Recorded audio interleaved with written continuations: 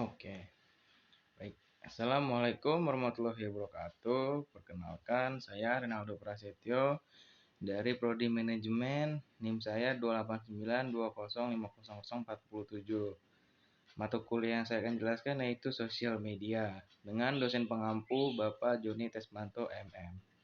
Di sini saya menjelaskan untuk memenuhi UTS semester 3. Nah, yang pertama adalah latar belakang dari sosial media. Media sosial saat ini telah menjadi tren dalam komunikasi pemasaran.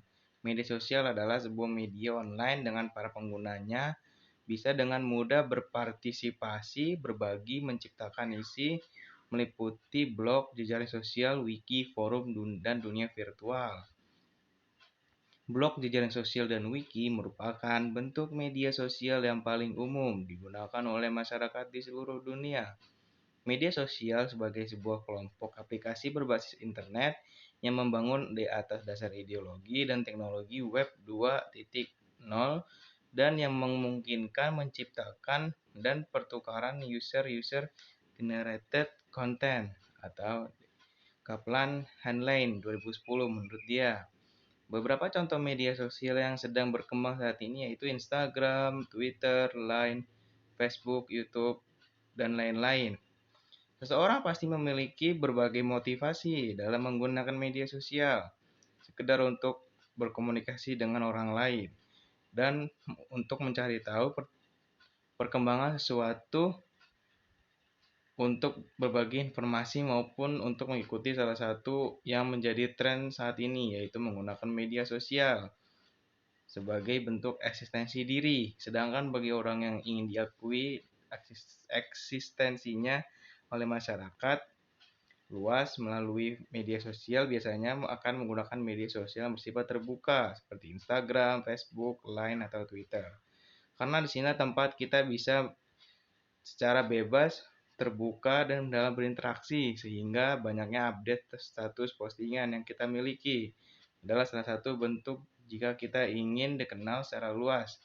Ketika dikenal sebagai apa dan siapa itu kita yang memutuskan, karena apa yang kita posting ke media sosial akan menjadi gambaran diri kita, bagaimana kita mempromosikan diri di mata masyarakat luas.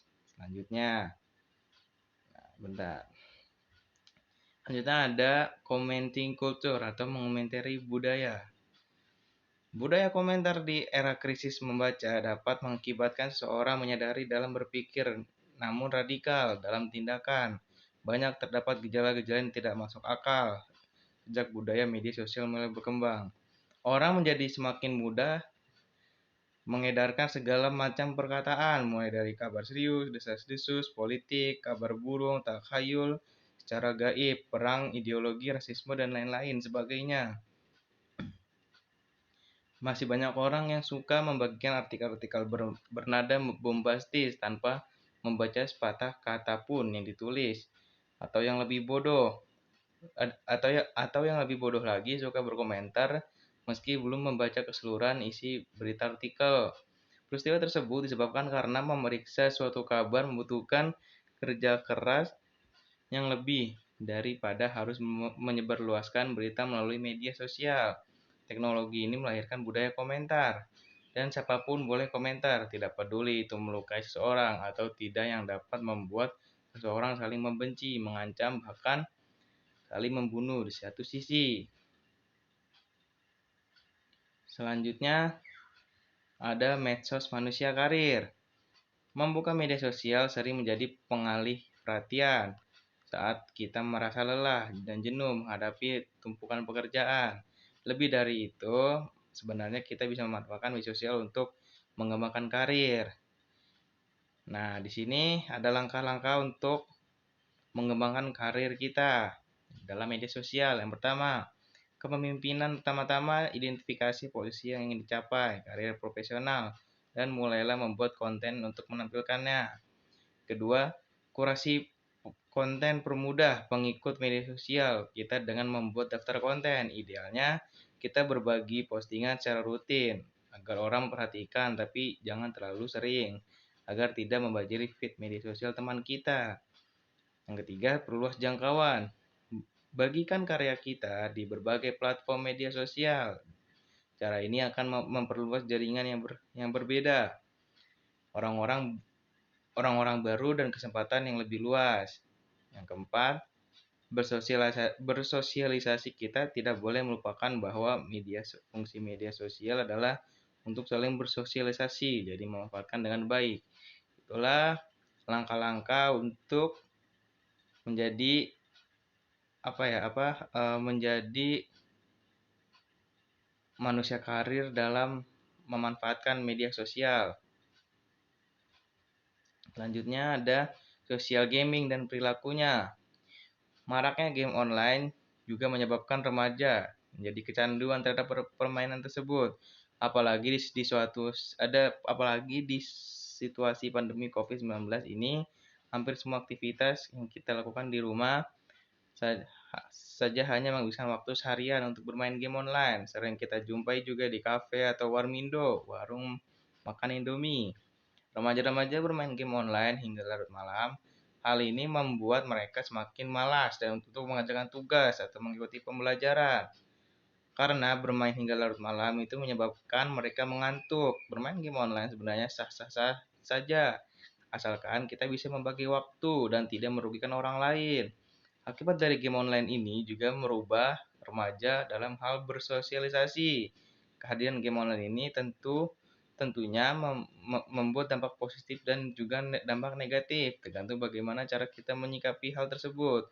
Dampak dari game online, remaja juga sering berbicara kasar, sehingga mereka terbiasa melakukan hal tersebut kepada siapapun, bahkan kepada orang yang lebih tua. Perubahan perilaku media sosial pada remaja akibat bermain game online sudah bisa kita rasakan saat ini. Dahulu sebelum game online menjamur seperti sekarang, remaja menghabiskan waktu untuk membantu orang tua, kerja kelompok, dan berkumpul dengan teman sebayanya. Teori sosial teori sosial memandang hal ini merupakan suatu fakta sosial yang telah menjamur di kalangan masyarakat tanpa banyak yang menyadari adanya perubahan-perubahan baik dalam segi komunikasi maupun interaksi sosial terhadap lingkungan masyarakat di mana individu tersebut berinteraksi sosial. Nah, yang terakhir kalau nggak salah, bullying versus victimization. Maaf. Maraknya kasus bullying victimization pada remaja saat ini memperhatikan serius. Oleh karena itu, perlu adanya suatu faktor protektif yang dapat berkontribusi mengurangi bullying yang terjadi khususnya dari pihak korban. Salah satu faktor protektif yang potensial adalah melalui hubungan pertemanan. Korban bullying dikenal juga sebagai istilah bullying victimization.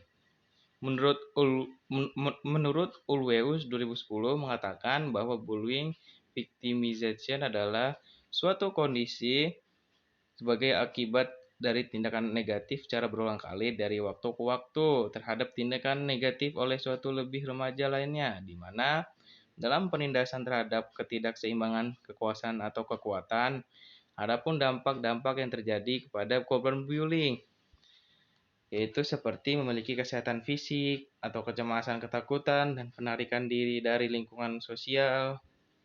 Itu menurut Sigurdsson, Unheim, Wallander, Leertsen, and Sun 2015. Serta mempengaruhi psikososial individu menurut Eisenberg and A.A. Salma 2005. Berdasarkan dampak-dampak yang terjadi pada korban bullying, dapat diketahui bahwa korban bullying banyak mengalami hal-hal yang merugikan. Oleh karena itu, penting untuk mengetahui faktor yang dapat mengkontribusi dalam mengurangi bullying yang terjadi khususnya dari pihak korban. Salah satu faktor yang melindungi potensial melalui hubungan pertemanan yang berkualitas. Kualitas pertemanan sendiri menurut Bukowski, Hoza, dan Bovin tahun 1994 adalah suatu hubungan pertemanan yang berkualitas dari seseorang dengan orang yang dianggap sebagai teman baiknya. Itulah penjelasan dari materi sosial media. Di sini ada commenting kultur, manajemen manusia karir, social gaming, dan perilakunya, serta e-bullying khusus victimization. Ya, begitulah penjelasan dari saya dalam materi sosial media. Kurang lebihnya mohon maaf. Wabillahi taufiq wal hidayah. Wassalamualaikum warahmatullahi wabarakatuh. Terima kasih.